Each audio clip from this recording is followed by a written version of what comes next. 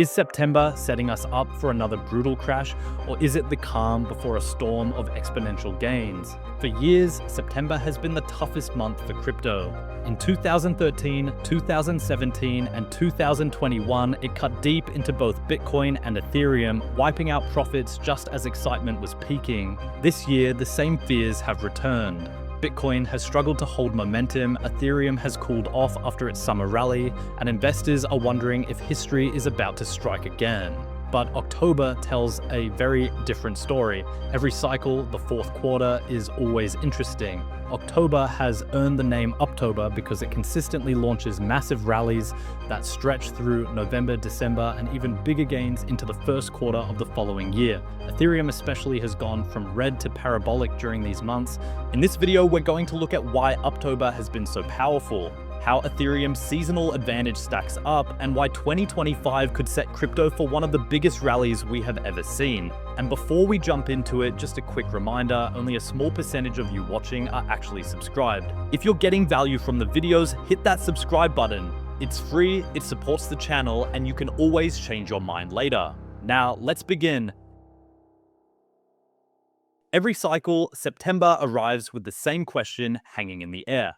Will the market break down? Traders point to 2013, 2017, and 2021, years when Bitcoin and Ethereum both endured sharp pullbacks at the start of September. Those corrections, ranging from 15% to over 40%, created scars in investor memory. The pattern of end-of-August rallies followed by sudden early September sell-offs built a belief that September equals danger. And this year, the headlines have been no different. Analysts warned of another crash, shorts piled in, and traders braced for the worst. Yet the crucial detail is that history does not stop in September. After those brutal shakeouts, October, November, and December have consistently been rocket fuel for both Bitcoin and Ethereum. They call it Uptober for a reason. In 2013, after Bitcoin's mild 15% September dip, October delivered a massive 60% surge. In 2017, the 40% September crash was followed by Bitcoin's explosive push toward $20,000. In 2021, Ethereum's September drop gave way to one of its strongest rallies of the cycle. The message is clear: September is where weak hands are shaken out, and October is where the real gains begin. The Ethereum monthly return chart gives this seasonal rhythm undeniable clarity. Across the last decade, Ethereum has averaged negative returns in September, but October flips positive. November and December push higher, and the parabolic phase often stretches well into the new year. The average return for Ethereum in October is over 7%, followed by 6.9% in November and 6.5% in December, and that is just the median. In the best years, Ethereum has posted 46% in November 2021, 70% in December 2017, and 173% in February 2016. Historically, the real risk is not buying too early. It is waiting too long. Missing October has meant missing the beginning of exponential compounding returns. That is why the smartest capital is already moving in. Whales who sold into strength earlier this year are positioning again. ETFs are stacking inflows after a temporary pause. Institutional desks are preparing allocations because the setup is too strong to ignore. And for Ethereum, the upside is not just seasonal, it is structural.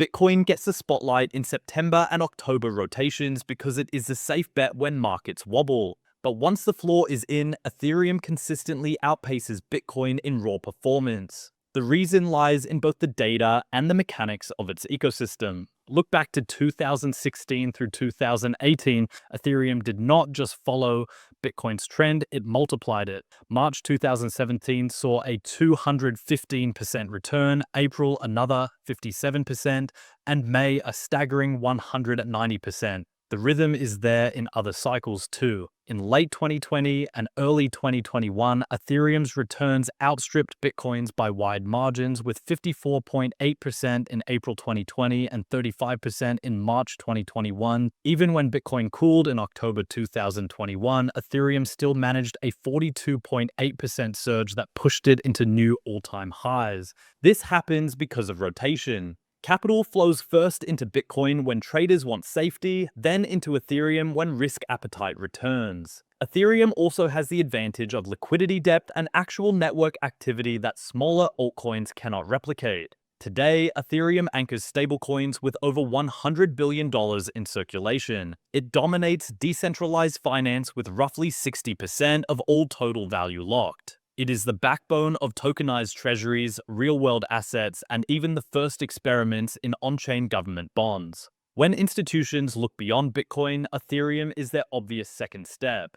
In 2025, Ethereum's setup is even stronger than in previous cycles. Ethereum staking has locked up over 27% of the circulating supply. Liquid staking protocols have made staking more accessible, reducing circulating liquidity while maintaining yield. This creates a supply squeeze at the same moment demand is set to expand. On top of that, ETF approvals are looming. Spot Bitcoin ETFs have already proven that institutions will pile in once they have regulated rails. The moment Ethereum ETFs are greenlit in the United States, new capital will flow in just as it did for Bitcoin this year. Combine that structural backdrop with Ethereum's seasonal advantage, and the case becomes powerful. October through March is when the groundwork of supply, liquidity, and investor positioning align. The numbers do not lie. When Ethereum runs, it does not just rise, it compounds at a parabolic rate. That is why this window is different from simply buying the dip. It is about recognizing a once every 4 years setup where Ethereum historically turned strong into unstoppable.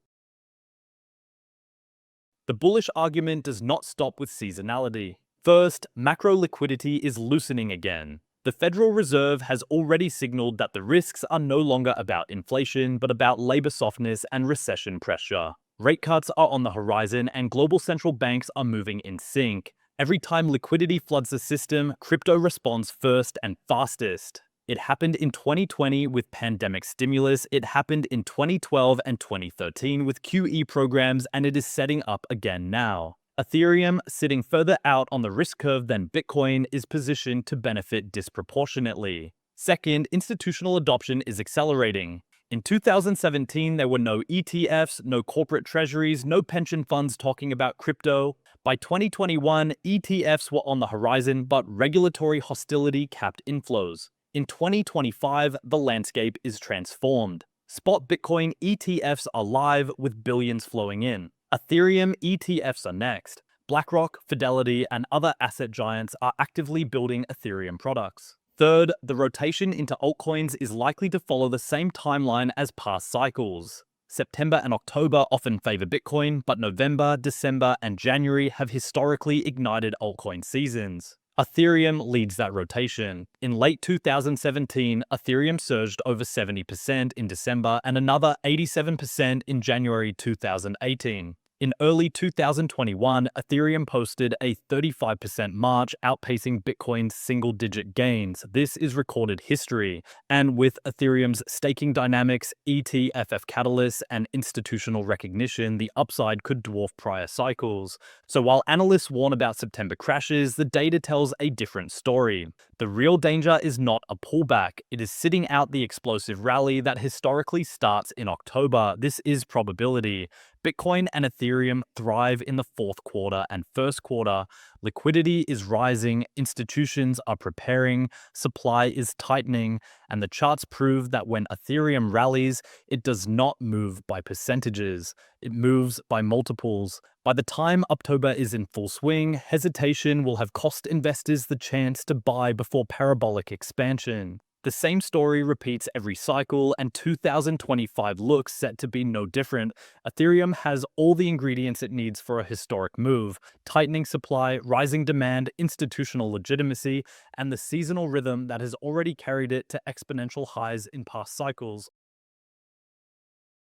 October may be the immediate catalyst, but the real story is what happens once momentum is established. Ethereum is not positioned for just a seasonal run, it is positioned for a multi-trillion-dollar repricing. Every cycle has followed the same rhythm. Bitcoin surges first, Ethereum follows, then the rest of the market ignites. What is different this time is the scale of capital available to flow into the ecosystem. Back in 2017, the entire crypto market barely reached around $800 billion. By 2021, it briefly crossed $3 trillion. Now, in 2025, the infrastructure for institutional flows is fully in place. Bitcoin ETFs have already shown how quickly billions can pour into the sector once a regulated pathway exists. The expectation is that Ethereum will follow with its own ETF approvals, which would immediately broaden access for pension funds, insurance companies, and sovereign wealth managers. When that happens, the kind of capital rotation Ethereum receives will be unlike anything in its history. Ethereum also benefits from its identity as both a commodity-like settlement layer and a yield-bearing asset. Staking has transformed Ethereum into something institutions can understand. It offers security, yield, and exposure to the broader token economy built on its rails. In traditional finance, investors chase government bonds or corporate credit for yield. With Ethereum, they can capture yield and equity-like upsides simultaneously. This hybrid quality sets it apart from Bitcoin, which is still largely viewed as a non-yielding store of value. Looking forward, Ethereum is set to capture not only crypto-native demand, but also financial flows from tokenized assets. Tokenized government bonds, tokenized real estate, tokenized equities, and tokenized currencies are already being tested on Ethereum. Citi, JP Morgan, and BlackRock have all run pilots with Ethereum infrastructure. As tokenization grows, the network will see volumes that rival global capital markets.